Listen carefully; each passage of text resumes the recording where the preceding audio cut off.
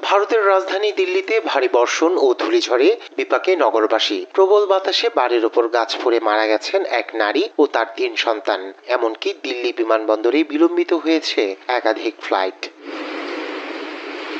দিল্লির ইন্দিরা গান্ধী আন্তর্জাতিক বিমানবন্দরে ফ্লাইটে দেখা দিয়েছে বিড়ম্বনা। দিল্লি অবতরণের বিমানগুলো আহমেদাবাদ ও জয়পুরে অবতরণ করে। ঝড়ো বাতাসের কবলে ২০টিরও বেশি বিমান আটকা পড়ে যায় বন্দরে। এছাড়াও ১২০টিরও বেশি ফ্লাইট নির্দিষ্ট সময়ের মধ্যে তাদের কার্যক্রম পরিচালনায় ব্যর্থ হয়।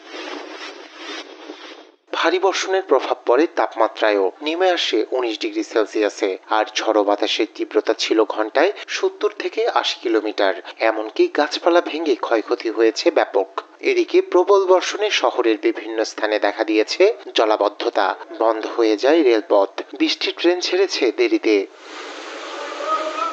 আবহাওয়া বিভাগ শনিবার পর্যন্ত দিল্লিতে হলুদ সতর্কতা জারি করেছে। ভারী বৃষ্টিপাত, বজ্রপাত ও ঝড়ো বাতাসের পূর্বাভাসও দিয়েছে। উত্তরপ্রদেশ, হরিয়ানা, রাজস্থান ও হিমাচল প্রদেশেও ঝড় ও বৃষ্টিপাতের পূর্বাভাস দিয়েছে দেশটির আবহাওয়া বিভাগ।